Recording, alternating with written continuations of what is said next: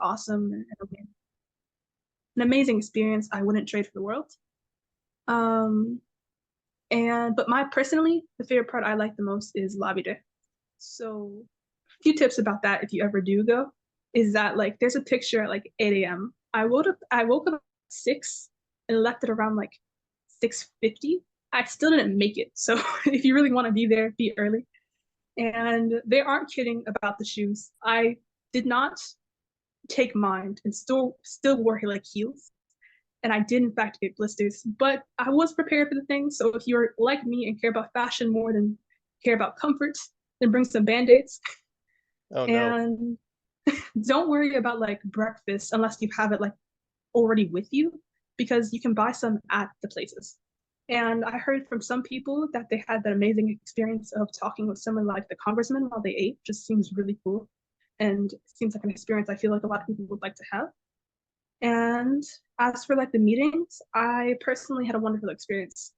Even the people I thought think would be quite respective to our goals were quite open to our conversations and asked questions and seemed genuinely interested in what we had to say.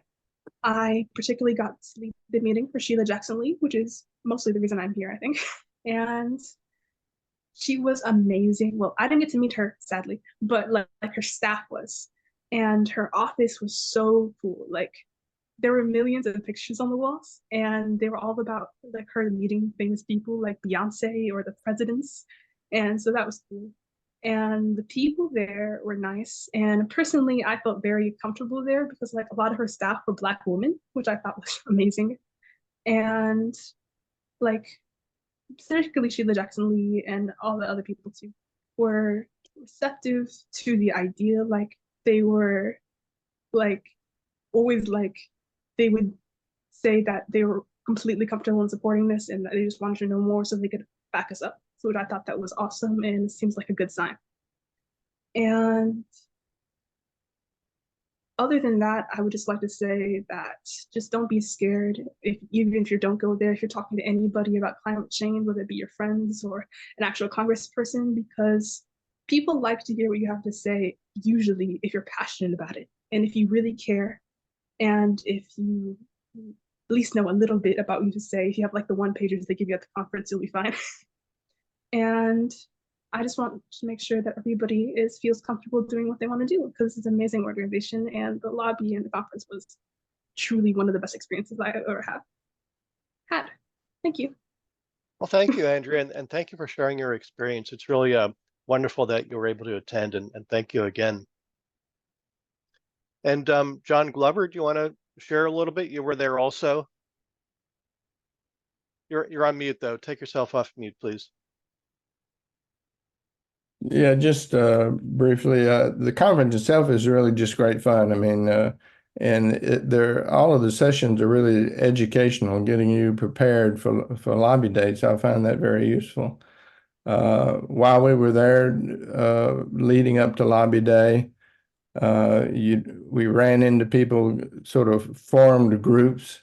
So that even though I didn't have a lobby team when I arrived there, I'm the liaison for Lizzie Fletcher, and so I'm supposed to be putting together a lobby team. It is a little hard to do that from remotely, but once everybody arrived at the conference, then it worked real well. I found other people they were interested in helping being on my team, and we had a really good meeting with the chief of staff for Lizzie Fletcher, and we were pushing the Prove It Act is the main ask.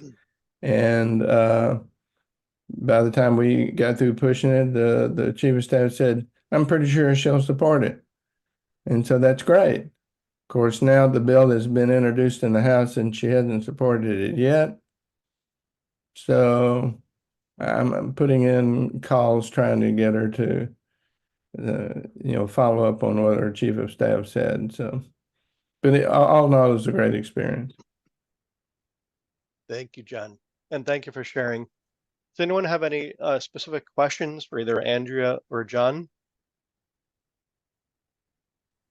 And for the new folks that may not know, this is it's an annual thing we do every summer. Every year we have over 1,000 volunteers from all across the country that go to Washington, D.C., again, to attend our summer conference, many sessions, and as well as actually attending lobby meetings where we speak to our members of Congress. Jim, you have something? Please go ahead. Take yourself off mute.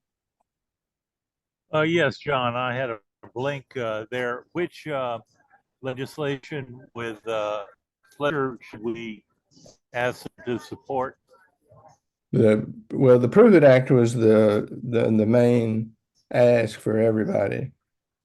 And so that's the one we led with, and seemed to get a really good response. The chief of staff was familiar with it, and he said it would get a good response and from her. But I mean, it's been less than a week, hadn't it, or about a week. And since it was finally introduced in the House, it had previously only been introduced in the Senate. But now they introduced in the House, and we're hoping that she'll co-sponsor, but she hasn't yet. So. Yeah, I mean, from what I've read, the big wires business is more imminent than carbon tax, but well, let's not. We're not. The Prove It Act is not officially, a carbon tax. It's getting a lot of flack from those on the right who say that it's a backdoor to a carbon tax. But whether or not a carbon tax is enacted is totally separate legislation. This legislation simply collects data for many other good purposes. It could be used for putting together a carbon tax, but that's not what it doesn't do that at all. And that's totally handled in separate legislation if somebody wants to do it. Yeah, something I want to add, and that's a good point, John.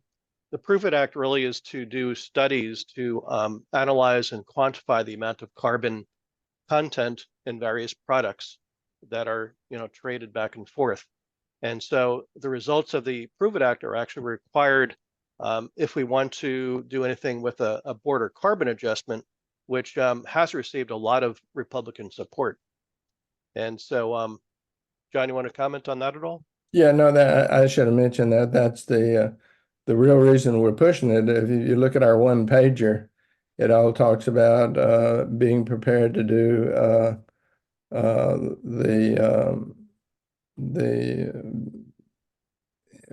border carbon adjustment. Yeah, BC.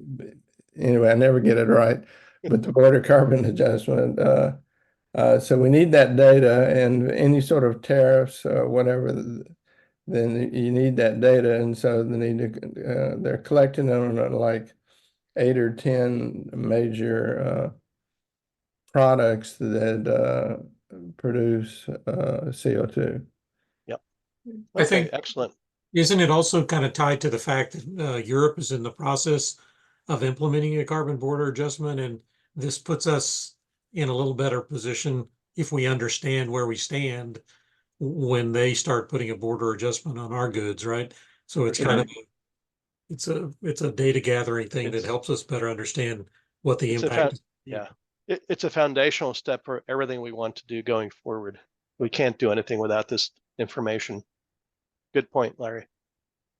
Okay, I'm going to share my screen again and we'll continue. Okay, sharing my screen and going on to the next slide. Video highlights from the conference. So I'm not going to play these videos, but I just wanted everyone to be aware, and especially for those that were not able to attend either in person or remotely via Zoom, that all of the sessions, or at least a great majority of the sessions from the conference, have all been recorded on our CCL recordings, which are out on YouTube, and the link is there. And so in addition to that, just the summary of the highlights, and this is provided actually from Susan at the regional level, that from the regional perspective, there were 19 travel grants that were provided to CCL volunteers to assist with travel. From the local region, 60 CCL volunteers attended in Washington. That's pretty awesome. And there were a total of 54 lobby meetings completed in Washington, including 2 face-to-face lobby meetings in Arkansas. And in addition to attending lobby meetings, our volunteers also provided kind of leave behind materials for the staff, so those representatives to be aware of. And of particular importance there, again, just one more time, the link is there if you really want to watch any of those sessions when you have time. Okay, I'm going to continue. And so now switching gears, Court, who's on the call, is going to give us a kind of an overview of this new phone app called the Houston Connect Smart App, and the link is there also. So I'm going to stop sharing. Hey, good morning. Oh, I'm sorry. Before you start, I see Jim had his hand up again. Jim, did you have something else? You're on mute, Jim, if you had something else. Okay. All right. Go ahead, Court, please. All right, good morning. So I had a brief interaction with an individual who was somehow a part of either the development or at least the marketing, or knows about this app called Connect Smart. And yeah, if it's okay, I'll share my screen. Go ahead.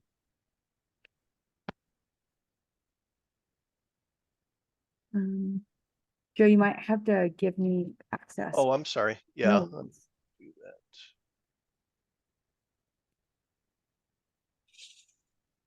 that. Okay, try it now, Court.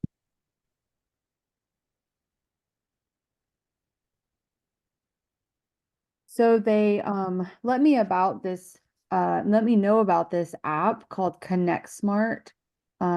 Just to check, can y'all see my screen? Yes, we can see now. So it's an app to download to your phone, and there are different features for you to plan a trip. And I think I'll just share a quick video and for like the initiative behind it.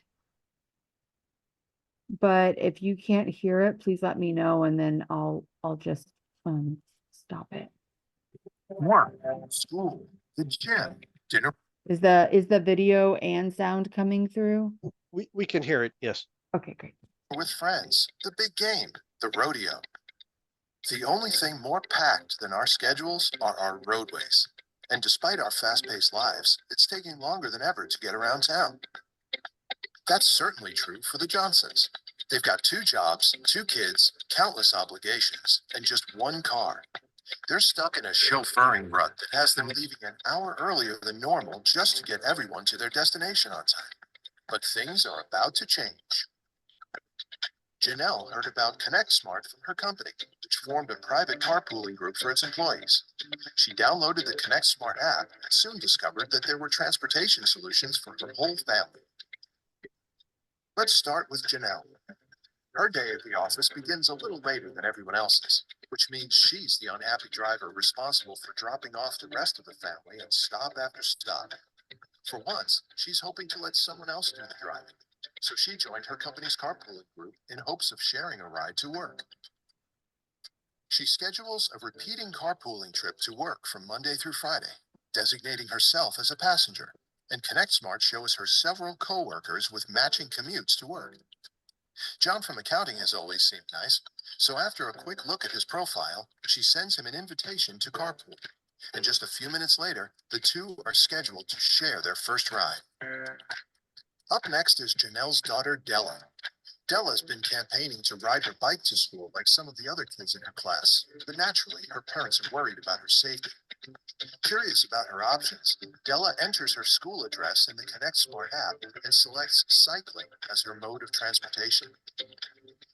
Not only does Connect Smart give her a route she hadn't considered, but it takes advantage of Houston's high comfort bike lanes, which in addition to being wider than a traditional bike lane, are also separated from vehicles on the road. She shows the trip to her parents, and after a quick talk about responsibility, they agree to let her try it out. With 2 commutes down, Mike and his son Jason can take their time in the morning and leave a little later than normal. After a week or 2 of their new routine, Mike gets a suggestion tile from ConnectSmart. There's a convenient light rail route from his home to his office. He likes the idea of catching up on the news on his way to work, so he taps the tile to get more details. It looks like the station is just a short walk from the house, which means his son Jason may finally be able to take the car to school and not have to catch a ride home after practice with friends. Mike's never taken transit before, and he's not even sure what kind of tickets he needs, but he spots the green Buy Ticket button and gives it a tap. Okay, that's pretty cool. Not only did ConnectSmart tell him which ticket he needs to buy, but he can actually purchase it right through the app. That digital ticket is stored securely in the app, and it's ready for him to present while boarding. With Mike aboard Metro, that leaves Jason in the driver's seat. He no longer has his parents hounding him to leave on time, which isn't necessarily a good thing when school starts at 8. Fortunately, ConnectSmart has his back. He gets alerts when it's time to leave for school. And thanks to live traffic data received directly from regional agencies, when construction, accidents, or heavy traffic creates delays, the app gives him a heads up so he won't be late for the first bell.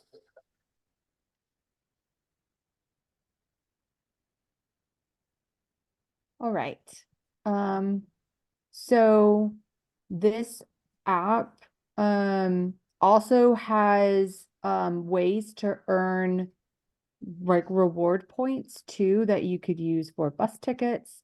And there's also there's different, sorry for the scroll. There's different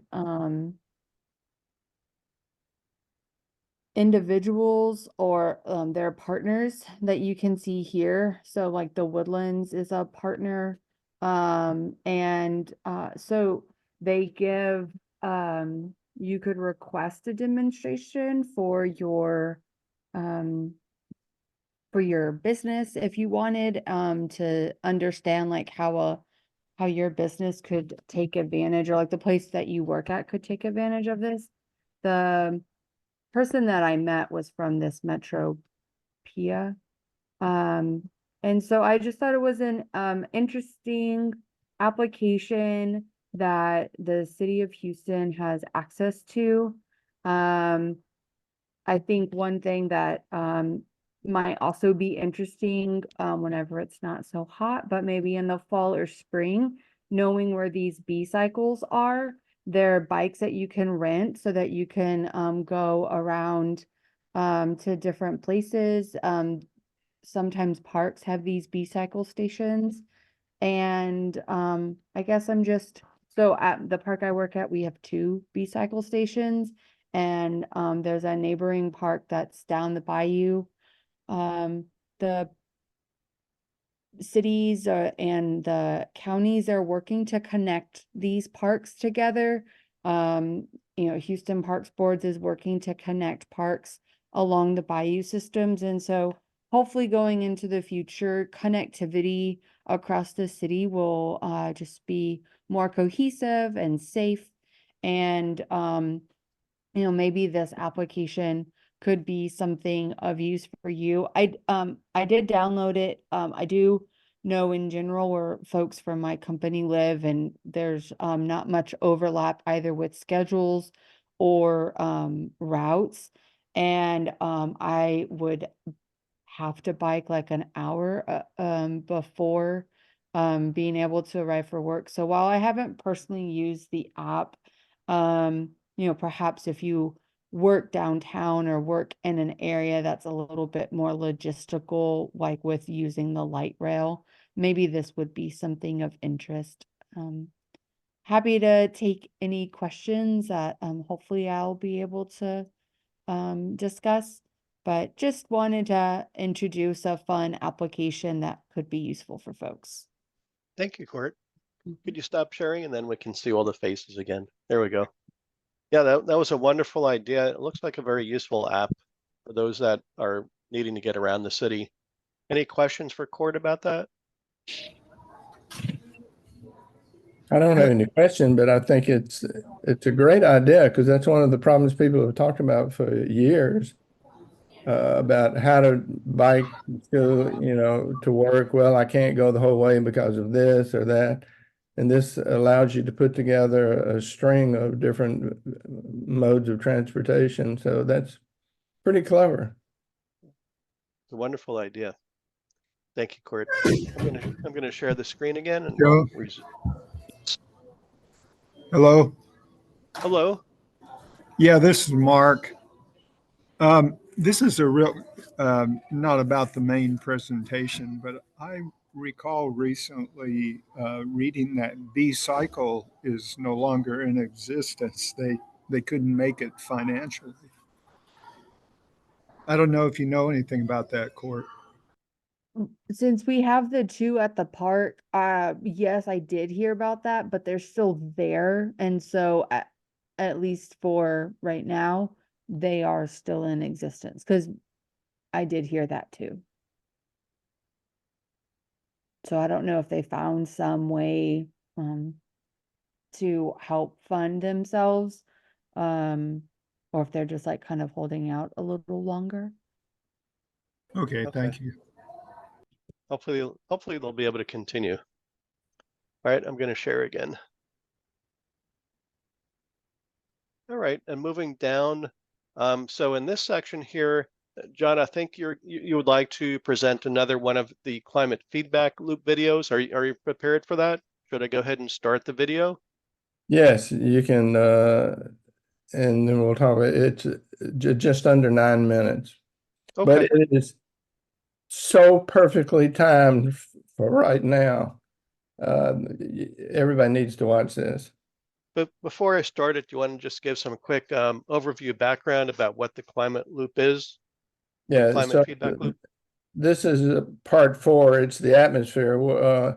If you go to feedbackloopsclimate.com, then you'll find a collection of these presentations on climate feedback loops that basically explaining how a particular phenomenon in the climate, let's say I guess albedo effect, I guess it's called, if the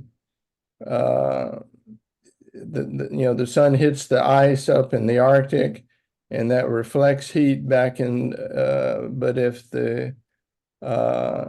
and keeps things cold, but if you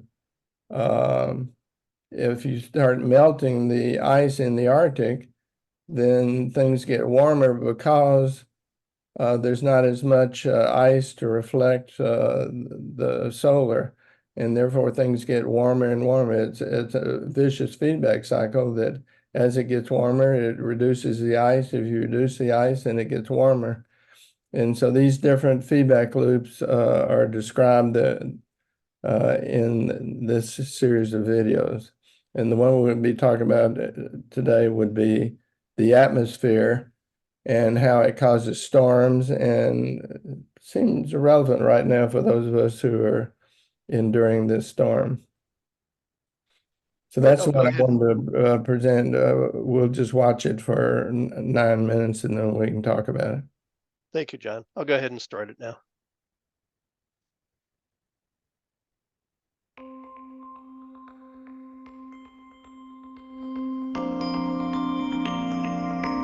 We're all familiar with different kinds of clouds: white puffy cumulus, dark nimbus storm clouds, wispy thin cirrus clouds. Not just beautiful to look at, clouds play an important role in Earth's climate. They're formed by water vapor, a naturally occurring gas created when water evaporates from lakes and oceans.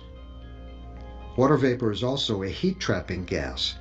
It's part of a dangerous feedback loop that's heating the Earth beyond its natural limits, accounting for about 60% of all global warming caused by heat-trapping gases in the atmosphere. As fossil fuel emissions raise temperatures, the atmosphere absorbs more water vapor, which then traps more heat, warming the planet further in an ever-amplifying loop. In fact, the water vapor feedback amplifies global warming from human activity between 2 and 3 times. For the past 30 years, Jennifer Francis has been studying how increased greenhouse gases affect the atmosphere. Water vapor is just water in a gaseous form. When you take a pot of water and put it on your stove and boil it, you see steam, which is still in the liquid form, but then it disappears and it goes into the atmosphere and it's completely invisible. So the same kind of thing is happening in the climate system, where as we warm the air and we warm the oceans, more evaporation is occurring from the oceans and putting more water vapor in the atmosphere. While some of this stays in the atmosphere and traps heat in gaseous form, some of it cools and condenses, forming clouds, which can both heat and cool the planet. We still don't have good mechanisms, as good as we would like, for cloud feedbacks, because clouds are very complicated. Clouds can lower the temperature because their white color reflects sunlight back into space, cooling the Earth, like on a hot sunny day when clouds offer relief from the heat. Conversely, clouds can trap heat below them, heating Earth's surface, like when it's warmer on a cloudy night than on a clear one. While a difficult challenge to unravel, scientists conclude that, on balance, clouds raise the temperature. In the final analysis, it's going to make it capture more heat and cause more warming than cooling. And as the climate warms, the oceans are also heating up, causing increased evaporation, creating even more water vapor, trapping more heat, leading to more evaporation, and becoming another amplifying loop. It's this combination of increased water vapor and the warming of the oceans that's driving hurricanes. Climate models predict that the stronger ones are going to become even more frequent in the future. Hurricanes aren't part of the water vapor feedback loop, but they're profoundly affected by it. More than 30 years ago, we predicted that global warming would result in more intense storms. And we're beginning to see that even in places like Florida and the Bahamas, which are adapted to hurricanes. They're adapted up to a point, and when we begin to see stronger storms like Dorian, that adaptation doesn't mean anything.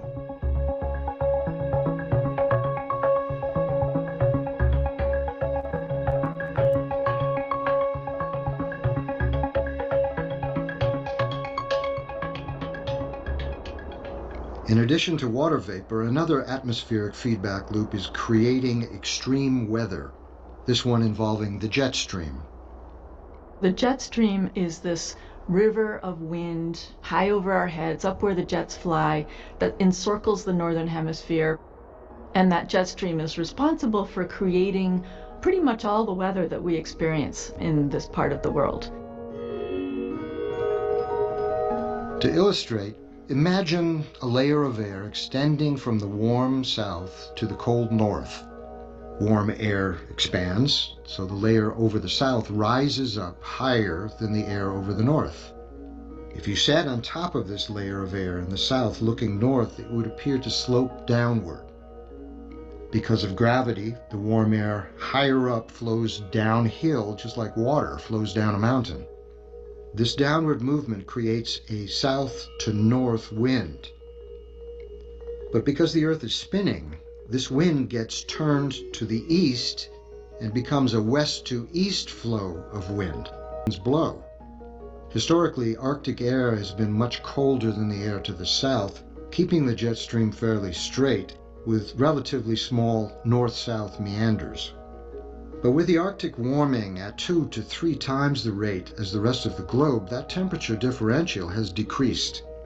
This weakens the jet stream winds, causing them to take larger swings north and south, which in turn impacts the weather. This is the feedback loop. We're warming the Arctic, we're reducing the winds of the jet stream, we're seeing it take these bigger north-south swings, which then transfers even more heat from the south to the north into the Arctic, which makes it even warmer, which weakens the winds more, and it sets up this vicious cycle. perception for all of us on the ground here is that it feels like our weather is getting stuck in one pattern for a long time. It could be hot, it could be cold, it could be rainy, or it could be dry. Recent sobering examples are the multi-year drought in the western U.S. and the increase in wildfires. Both are connected to a larger north-south swing in the jet stream. We're now living in a world where extreme weather events like these are the norm, not the exception.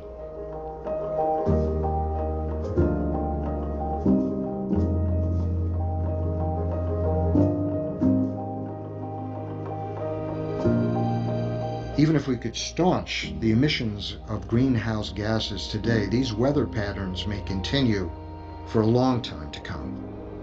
So the wet places are going to tend to get wetter. On the other hand, places that are already dry, they're also going to see more evaporation because of the air being warmer.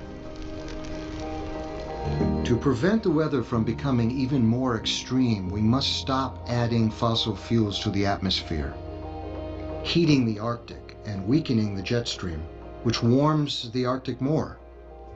When we cut emissions, stop deforestation, and regreen the Earth, the Arctic will cool and the jet stream will regain its strength and return to its normal pattern, keeping heat from the Arctic and slowing or even reversing the extreme weather loop. It requires each of us doing our part. It's also going to take policymakers around the globe doing the right thing, incentivizing ways to lower heat-trapping gases in the atmosphere to restore the Earth and cool the planet. I think the single most important thing we can all do is go and vote. And vote for leaders who understand that this is a big problem, that it's our doing, and that there's a lot of things that must be done to get that curve of warming heading in the other direction.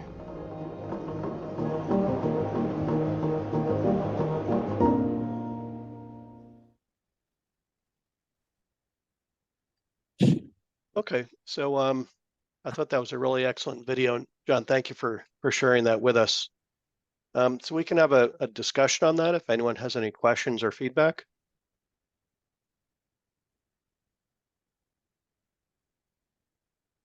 I know the one item that I can provide a little bit of feedback where they talked about the jet stream and the jet stream shifting much further to the south. And if you recall from a couple of years ago, the winter storm Uri, and so that's what was discussed as the root cause of the winter storm Uri, where the cold from the Arctic just came, straight south into Texas. John, anything you want to add? No, I just get so impressed when I see these. I recommend you go to that feedback loops climate. They got a weird order of names there. feedbackloopsclimate.com. I suggest you go look at all of these because it'll, I'm not trying to scare you, but I'm an engineer and I understand the idea of feedback loops and positive feedback, negative feedback, and runaway systems, and this makes me really nervous.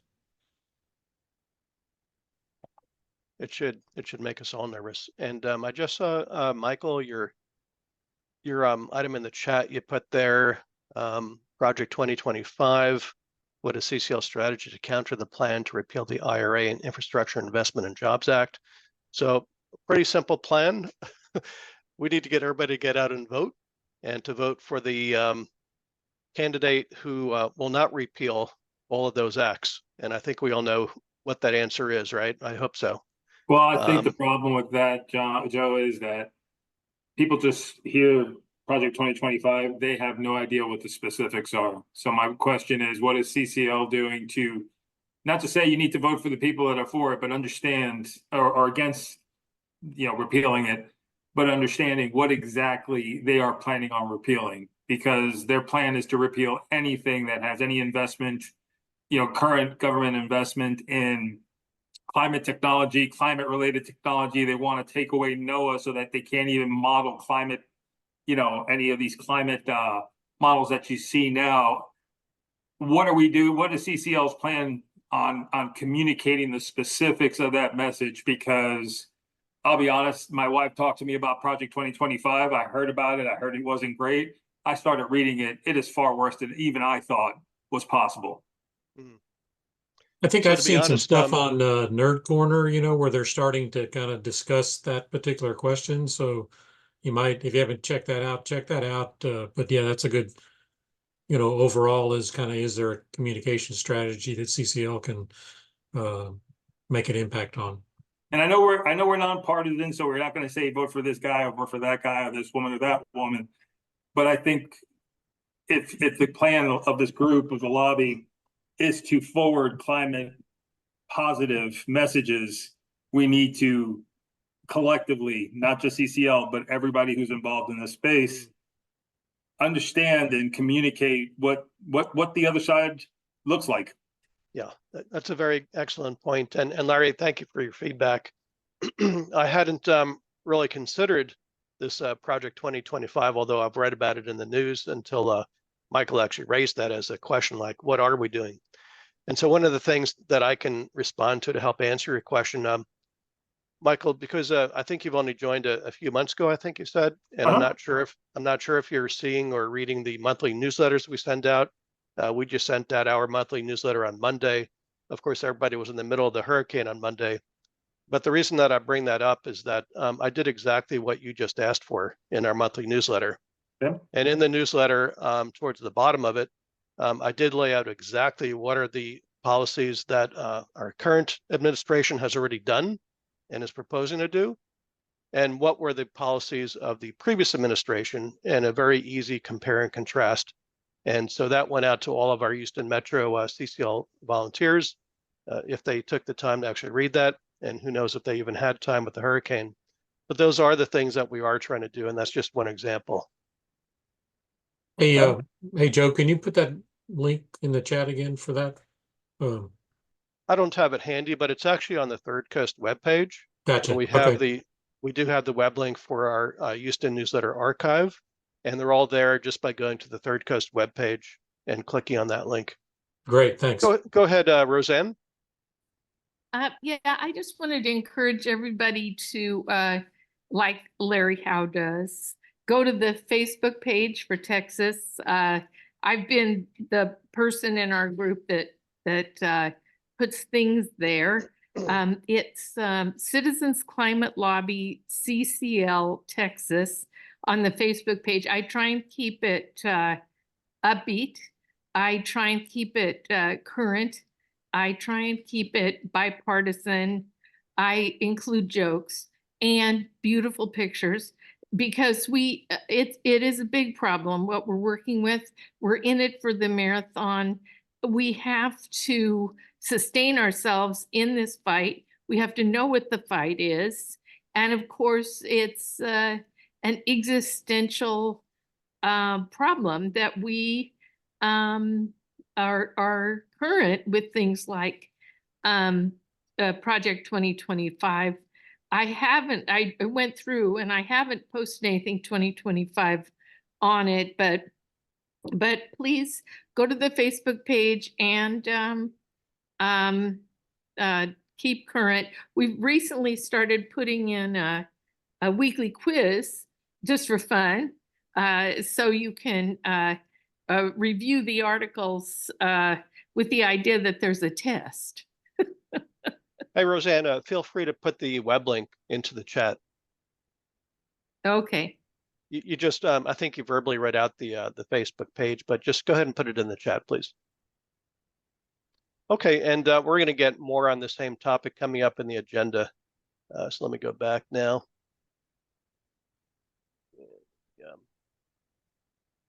Let's see. I have to figure out how to close this. And okay, let me stop sharing until I figure that out. Just give me 1 minute.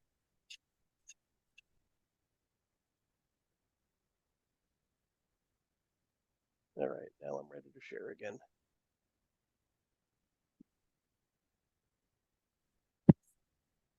Okay, so moving on, I thought that was very worthwhile. And the question from Mike was very timely. On this page, here is one of the ways that everybody on this call today can actually help out in helping with communications. So this is another project that we have going. It's already in progress. We call it the CCL Texas Postcard Project. And the objective here is for us to create handwritten postcards that get distributed out to the voter list. And in the first bullet point there, this is similar to the EVP. That's the Environmental Voter Project.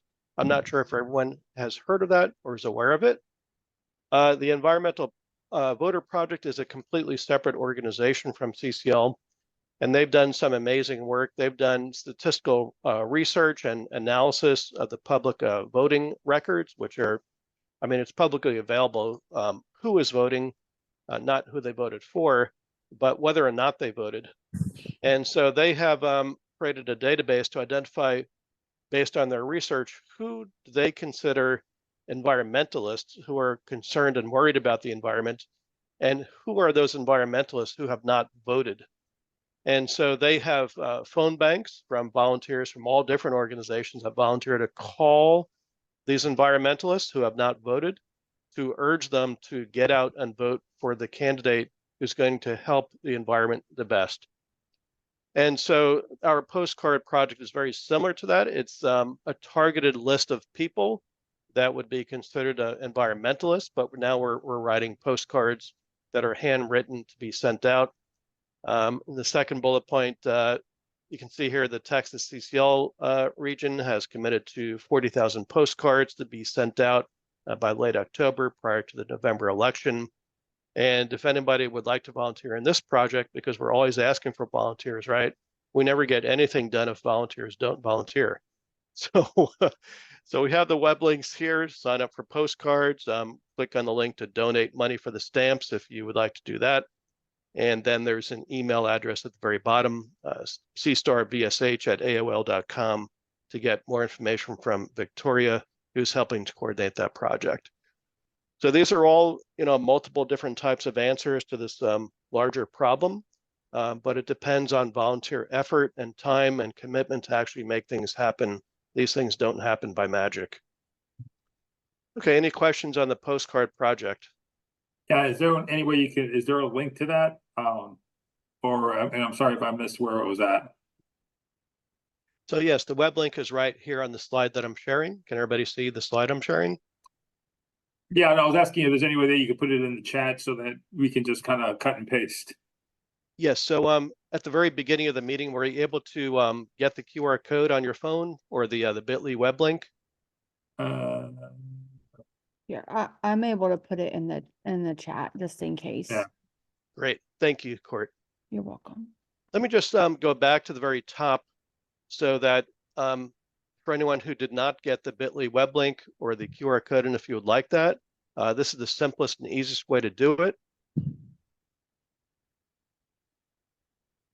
It's right here. Please go ahead and snap that with your camera, with your phone.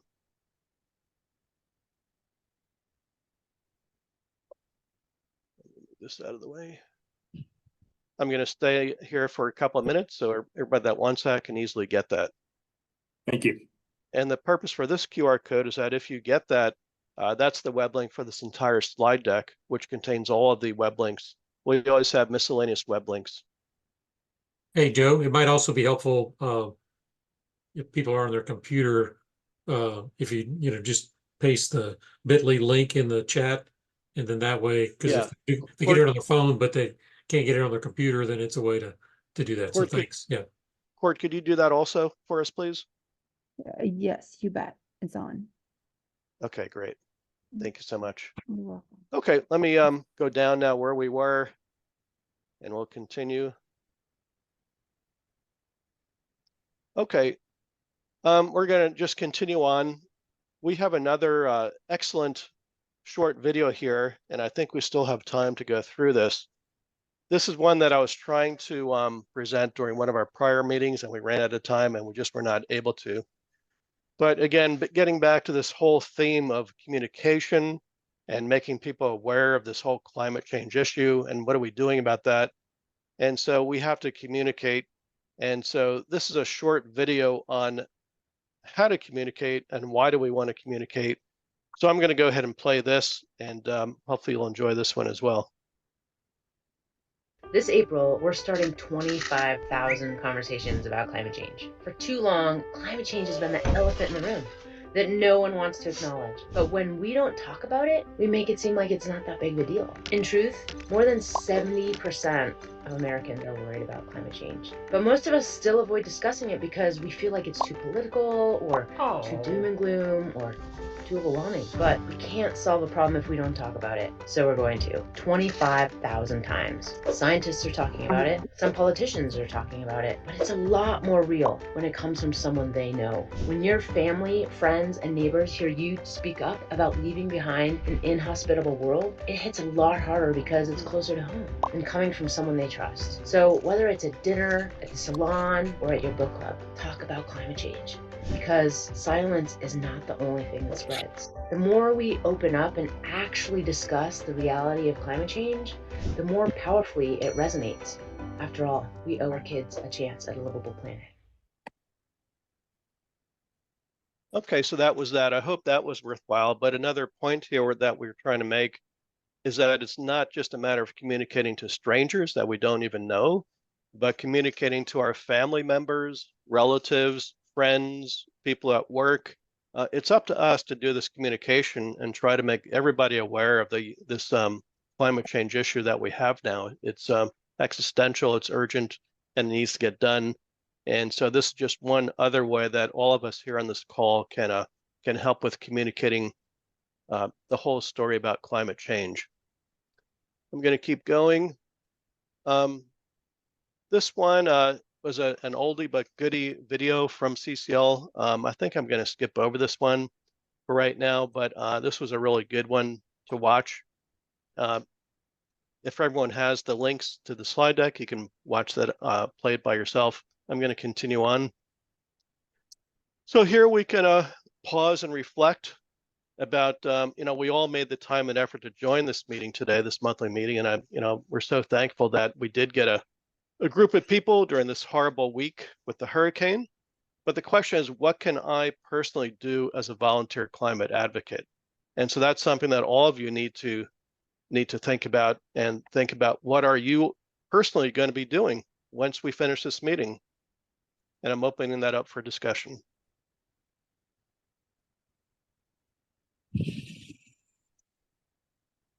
I'm getting ready to send the action alert out for the upcoming House State Affairs meeting, so be on the lookout. Join the community group for the Texas State Action Team and look for an email on Monday or Tuesday. Thank you, Larry. Anybody else want to jump in?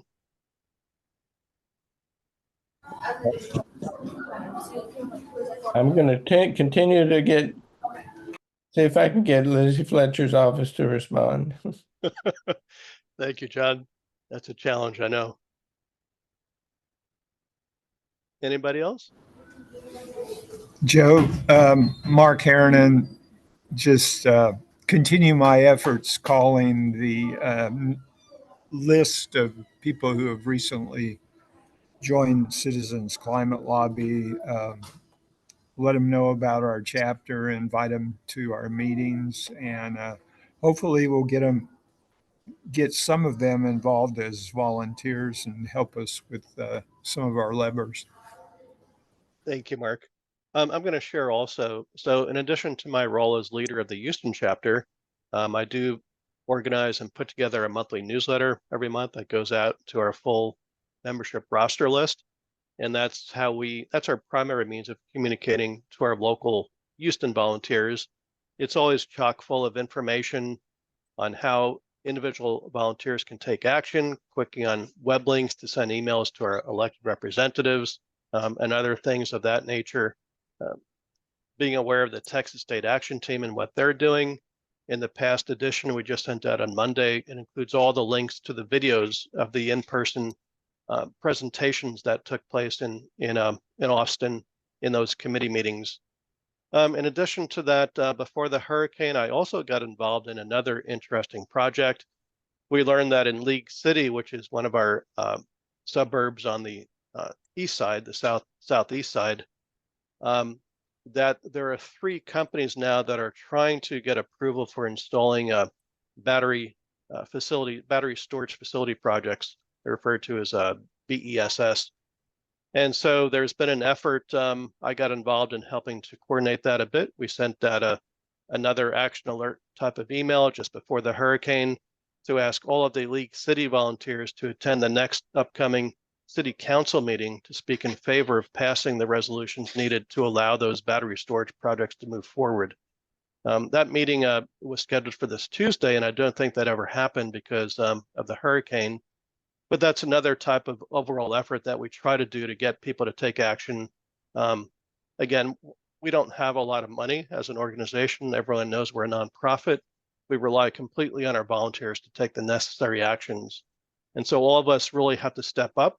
And if we really do care about the problem, we need to take the actions individually and personally that we know that we can take. Anybody else want to just share other thoughts before we move on?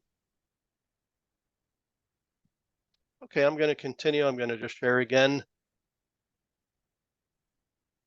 Joe, I actually think maybe Larry has his hand up.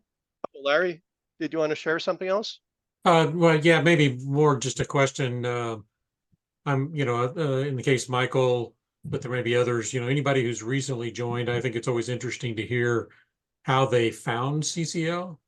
And then the other thing is, since they are new, what kind of burning questions they may have that they're trying to figure out, if they're ready to share that or something. So Sure. I don't think, yeah, I came across CCL about, I want to say about 3-4 months ago. I joined one of the first calls. As I was telling Joe before, the Saturday meetings have been a little tough to join. And I think the first action item was your local representatives, but my representative really didn't have any, wasn't involved in any of the bills. So I just kind of, I threw my name in there, but it was really going to be difficult to support other districts since I didn't live in them. At this point, with the way things are going, my plan is to transition into climate. I'm in healthcare right now. And quite honestly, the way things are going, if it goes the way it goes, there is going to be no future in the climate space, for somebody transitioning. It's going to be something that wait and see. And that's something that I just can't accept.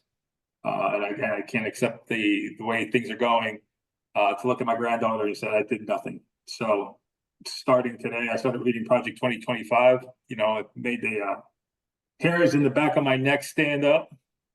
This is more dystopian than anything I ever thought imaginable, if it's executed. And I don't care if you're a Republican, Democrat, Independent, Communist, Socialist. I really don't care what your political affiliation is. This is going to have an impact so great that sitting and doing nothing is just something that I can't accept. So there is a health action team within CCL. That's kind of across the country. So you might check out the health action team.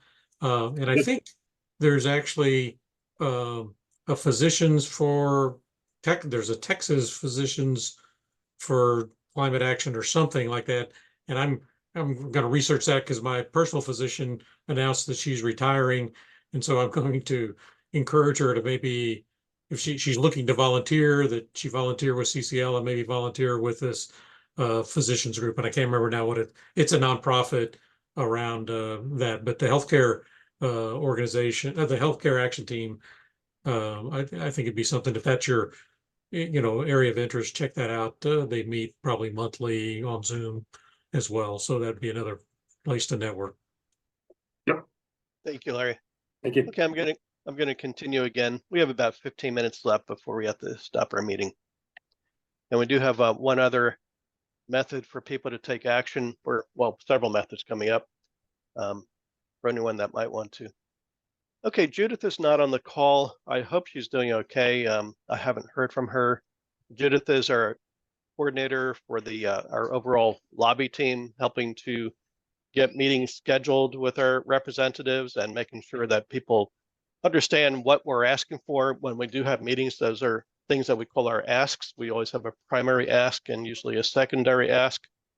And so another way for people to step up and take action is to join a lobby team for your local district, wherever you're located. And so listed here on this page, we show who our representatives are, and in the next column over, who our current CCL volunteer liaison is. What we mean by a liaison, for example, John Glover on this call is a liaison for his rep, Lizzie Fletcher, and he talked a little bit about that. He was making efforts to get a meeting scheduled with her, and that's one of the responsibilities for all of our liaisons, to reach out to the offices and get meetings scheduled so we can meet with them in the summertime and then again in the fall, winter time. Our next set of lobby meetings are being scheduled for December this year. And again, we'll go through that same exercise process we always do, reaching out to get meetings scheduled, having groups of teams, volunteer teams, meeting with those representatives to talk with them about the climate issue, getting them up to speed on what the most important legislation is that will help with that. This is an old slide, but this is where Judith was talking about what was coming up in June with the summer conference. We talked about that already. And for anyone new on the call, if this is something interesting and you would like to participate, we have Judith's email address there. You can reach out directly to her, judith.hyatt@outlook.com. Okay, and then Court, would you like to talk about grass tops? Sure, good morning. Again, thanks to everyone for being on the call. The grass tops lever is a way to help us not only reach out to the community, but reach out to the community with business leaders, or going through business leaders, going through our representatives, as Larry has also talked about, as a way to help provide additional information and support, especially if we get endorsements during our lobby meetings.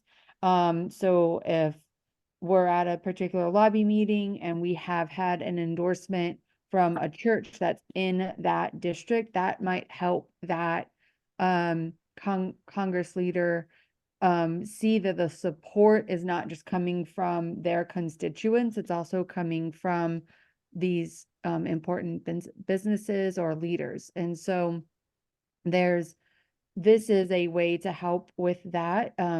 We do prefer to get endorsements from business leaders, or sometimes we'll have these individuals give us presentations during our meeting and just establish that relationship in the hopes that it leads to an endorsement, or maybe at least they promise to do some sort of climate advocacy action for us.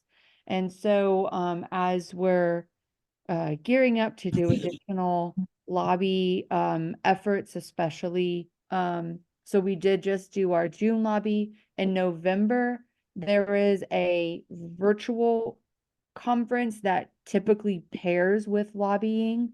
And so in November, we'll very likely do another round of lobbying. I believe it will be locally and or virtually. And so I guess my goal for the next 4 months is to maybe help consolidate these endorsements that we have had probably since 2018. I got to Houston in late 2019. And maybe I'll be able to like make some packets for our lobby liaisons so that they can see, maybe try to re-engage with some of these.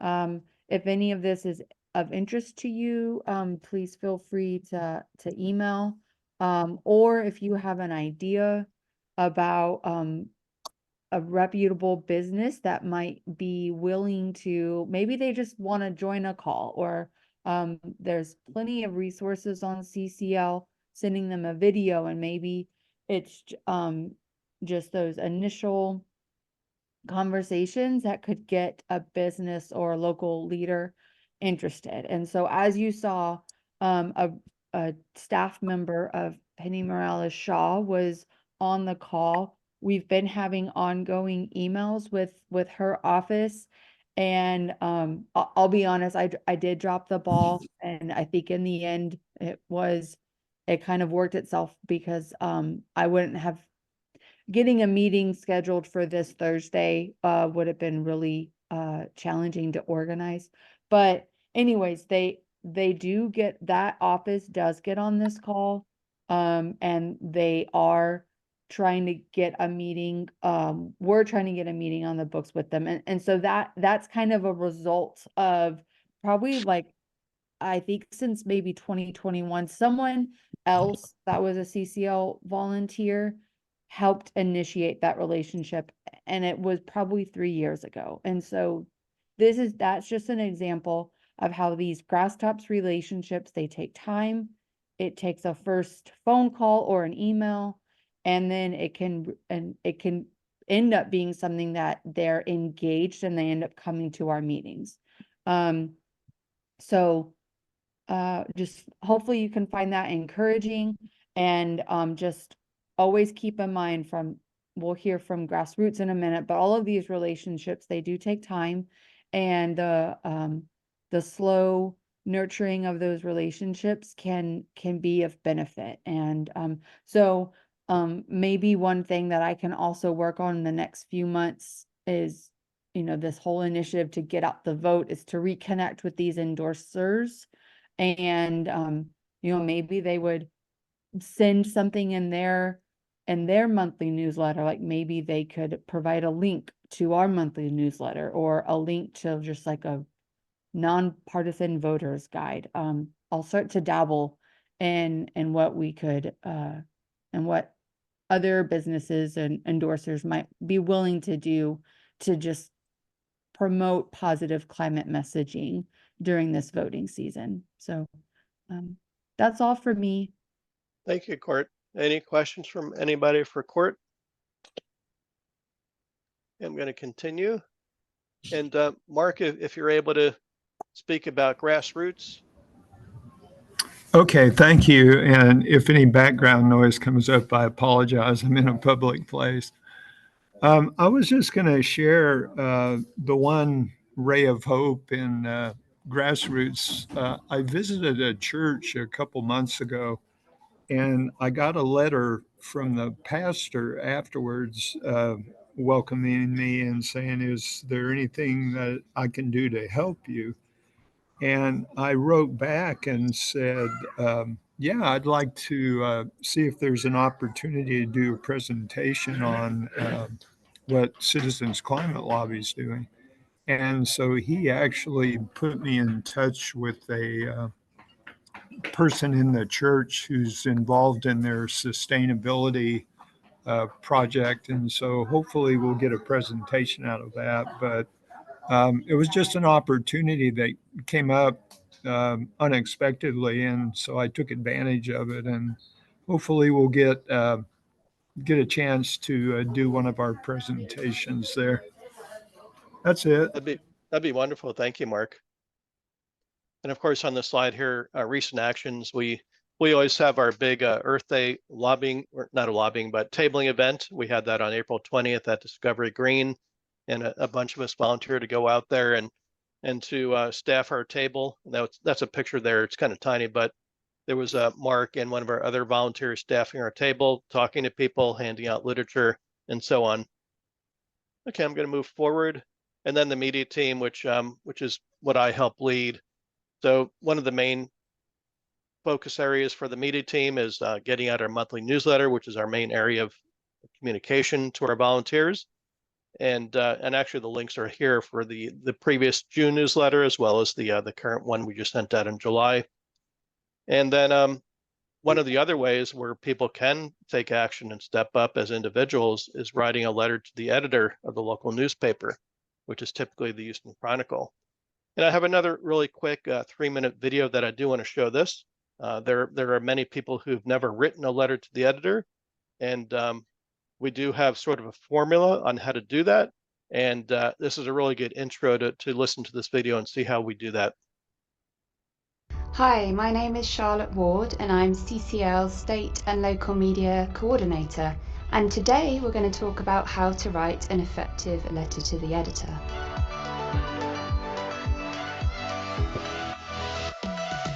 The reason we write letters to the editor is because we know that congressional staff and our members of Congress pay attention to them. Senators and representatives receive an update every day of local media and when their name is mentioned in that local media. If you write a letter to the editor and you name check your member of Congress, it's likely it's going to end up on their desk. Our letters to the editor send a signal to the newspapers that this is a topic of concern to their readers. We encourage volunteers to write LTEs because it's a great way to reach a wider audience. It shows that this is an important topic and the newspaper views it as an important topic to the community. Letters to the editor also give us a free and unique opportunity to spread the word about climate solutions.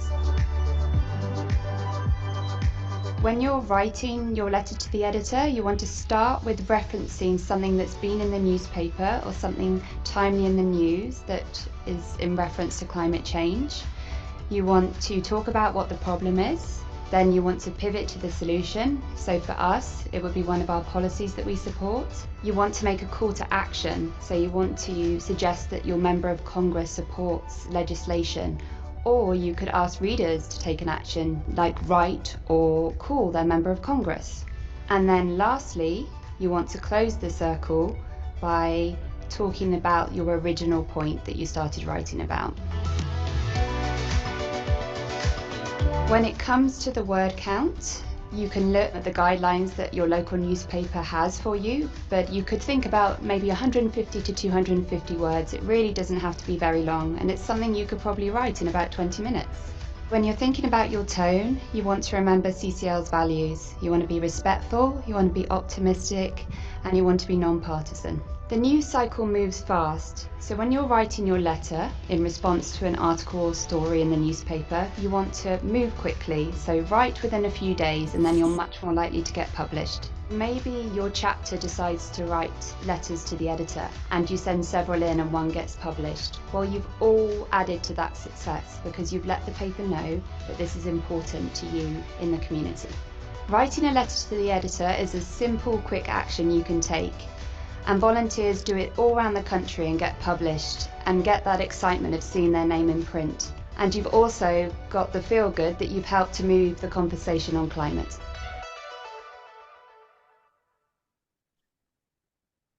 There we go. One more action that we can all take. All right. And lastly, we have chapter development. And this is where Mark and Cord are helping out to reach out every time we get notified of a new volunteer joining our chapter and trying to get them involved. So I'm going to stop sharing here. We're really at the end of our time. We do have a couple of minutes left for any quick feedback. If anyone would like to just do a roundtable and share any thoughts of where we are now.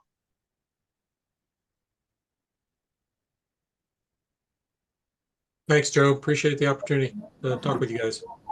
Thank you, Thank Larry. you very much. Look forward to the next meeting and call. Thank you, everybody. Thanks, everyone. All right. Bye now. Bye. Thanks, everybody. Slow down, baby. Slow down.